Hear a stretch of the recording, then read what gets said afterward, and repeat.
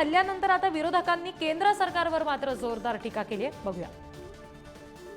हास्यास्पद आहे, म्हणजे जशाच तसे उत्तर देणार असं जर एकनाथ शिंदे म्हणतात, म्हणजे ते काय करणार?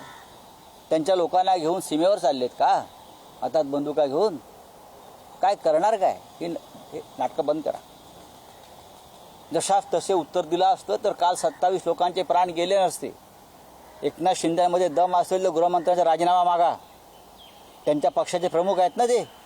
देशाच्या इतिहासातले सगळ्यात अपयशी गृहमंत्री कोण असतील, फेल्युअर होम मिनिस्टर, तर ते अमित शहा आहेत.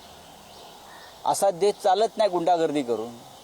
मी बोलतो आहे, एक लक्षात घ्या, या देशामध्ये धार्मिक विद्वेषाचं राजकारण जे हे करतायत ना, त्याचा परिणाम आहे. ज्या पर्यटकांना ज्या पद्धतीनं या दहशतवाद्यांनी शहीद केलं, हे खरं म्हणजे इंटेलिजन्सचं फेल्युअरच आहे.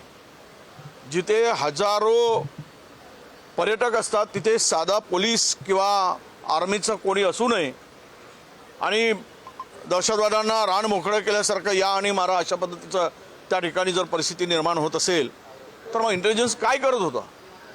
त्यांना याची माहिती नव्हती काय?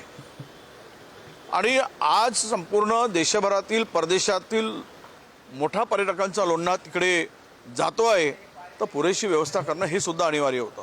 अनेक लोक अनेक भागांमध्ये अडकलेली आहेत. पूर्ण ॲडमिनिस्ट्रेशन, होम मिनिस्ट्री असेल, JNKचं स्टेट ॲडमिनिस्ट्रेशन असेल, हे पूर्णपणे काल दुपारपासून अतिशय ॲक्टिव्ह पद्धतीने सगळ्यांना मदत करायचा प्रयत्न करतोय. आणि मी एवढीच विनंती करीन की एकदा माननीय प्रधानमंत्री आणि माननीय होम मिनिस्टर यांनी या सगळ्याचा आढावा घेतल्यानंतर त्यांनी एक ऑल पार्टी मीटिंग बोलवावी आणि आम्हालाही ब्रीफ करावं आणि देशालाही ब्रीफ करावं की काय परिस्थिती आहे.